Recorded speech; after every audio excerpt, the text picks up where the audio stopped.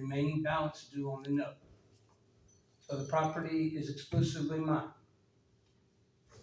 That's the law. Your attorneys are gonna tell you that they have no right to foreclose. This deed in lieu of, this note that we signed to buy the property and borrowed money was filed properly in 2017. And everybody knows you don't pay your mortgage, you lose your property. Houston Mennonite said they're not paying it on anymore because this city wouldn't let them do anything with it. And the city obtained a fraudulent, bogus order declaring Dean and Jamie Harbor Verizon Church owned it. That property had items belonging to me in that property. Speakers, radio equipment, beds, all that stuff from what we saw when we did the walkthrough a few months ago has all been vandalized, human excrement on it, all kinds of damage. I don't know if you've seen the pictures, it's bad. But turn around to the tent. In 2019, we were faced with all these orders from the city to bring that place into compliance. We had to raise money. We sold individual rooms in that property to different people, and we sold cemetery plots in the back of the property. There's about 24 people that have ownership of plots. There are remains of 3 people that are members of our church that are there right now, including my father, who was murdered in 2021. One of the people that purchased a plot back there was a man named Robert Gregan. He passed away, I'm thinking it was November. His brother went and got the remains. He's ready to go scatter the remains on that property. He's ready to place a headstone. We request a tent permit, conduct a funeral, and the city is denied. I have appealed it because this is what's called exhausting remedies. Before you can pursue a matter in court, you have to exhaust remedies. In your prayer a little while ago, you asked for guidance to do what's right for your city. We're not trying to open up a homeless shelter anymore. We're not trying to do anything but use the property, the back of the property, for a cemetery. You don't have to worry about us bringing homeless people in here. That's all done. But that property was appropriately dedicated as a cemetery by Pastor Ryan Simmons in 2019. I am not positive. There is an old cemetery, very old cemetery, way in the back on the line between our property and Henry Lewis's property that has, at least one of them is a Hilliard. And I just noticed there are 3 Hilliards on your wall. I talked to the current Hilliard in Van, and he said that's too old, he wouldn't know. They're 1800s. This is your history. There's also been some speculation that that was a slave cemetery. That's why a lot of them had no marking, they just have little metal tags. They're all rusted and ancient. This time, I'm simply appealing, we would like to conduct a funeral and scatter ashes of one of our members on what is now our property. The litigation in Canton, involving who's the owner of it, that was about the Jamie, and she didn't make her payments. It's foreclosed now. It's a done deal. So anyway, God bless y'all. I won't have any rebuttal. Won't have anything else to say. Y'all have a good night.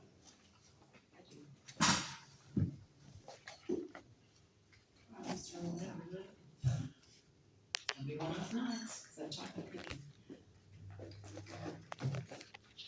Mayor, if I could just have a minute to sort of hand these out, so I guess one of these is the record. Yeah. And if we could get the rest of these just for council, just refer to these as well. Good evening, Mayor and Council. My name is David Ritter. I'm the city attorney, and I'll be presenting staff's response. I've attached a block of documents there. On top of the document is basically the appeals, what we're doing here today. This is an appeal under your code of ordinances under section 110.25. When Mr. Donaldson appealed, he cited cited 110.17, but the city's handled this as an appeal under 110.25. So what this is because the decision was made by a department head, it was made by Mr. Lamont, it goes straight to city council, and your decision tonight is final. We are asking, on behalf of staff, that you deny that you uphold the denial of the permit for 4 reasons, and I'll go through each one of those reasons. The first reason is that, as Mr. Donaldson has cited, the city is subject to a permanent injunction. In your packet is a certified copy of the permanent injunction that was filed as a list pendants in 2020. This is the litigation, City of Canton versus New Beginnings Fellowship Church of Houston, Texas, involving also Mr. Donaldson at various times, and the other people you see there, including Arise Church, and regarding the property in Rem.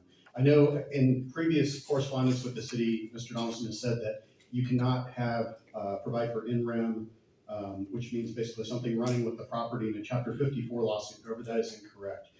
Section 54.018 of the local government code says that in an action, a claim may proceed in rem against the structure that may result in a judgment against the structure as well as a judgment against the defendant. So that's the first reason. We're subject to that order. That order on page 7 says that no person shall be allowed on the property until a certificate of occupancy is obtained for the property. And no certificate of occupancy has been there since that has been a nursing home, so however many years that has been in effect. As you can see, the city was subject to that. It is filed in the deed records of Canton, and so the city cannot allow an activity that violates that order or risk contempt hearing. It also applies in pages 8 and 9 to subsequent sale, transfer, or conveyance of the property. As we've heard from Mr. Donaldson tonight, there's been a couple purported sales or transfers of or conveyances of the property. Each one of those is subject to the terms of this order also. We don't believe those have been complied with, and so that's another reason to deny. The second reason for denial is ownership of the property. As we see on the court's order in page 4, Arise Church is deemed to be the sole owner of that property through that order and injunction. And Arise Church, as of this morning, there's a printout from the Van Zandt CAD that also shows that the Van Zandt Central Cradle District shows Arise Church being the sole owner of the property. We know that Mr. Donaldson contests this, and it's currently being litigated again in court. This order's been collaterally attacked at least 3, maybe 4 times now with the current lawsuit that's attached at the end. But again, this isn't the place to litigate that. The order says that it's owned by Arise Church. The CAD says it's owned by Arise Church. So that's the second reason. The third reason is that the city's own zoning code would prohibit the issuance of that permit. That is, let's see, I think there's a 1 or 2 page deal, and that is section, here we go. Zoning ordinance section 5.4 basically says accessory uses are permitted in any zoning district, but only in connection with, incidental to, and on the same lot with a principal structure which is in use and permitted in such district. And so in this case, the primary use was the nursing home building, or the building on there. That building does not have a certificate of occupancy. That building was deemed in this Chapter 54 lawsuit to be a dangerous structure. And it went beyond just the structure. The in rem order applies to the entire property. And in the litigation of that, we found several dangerous and presented evidence regarding several dangerous conditions involving the property, including the state of the building, the fact that there was black mold in the building, that there was asbestos-containing material in the building, and that asbestos-containing material had been dumped also outside the building on the ground. So yet another reason there. But basically, section 5.4 of your own zoning code says if the central use isn't up to par, then you can't grant an accessory use, like in this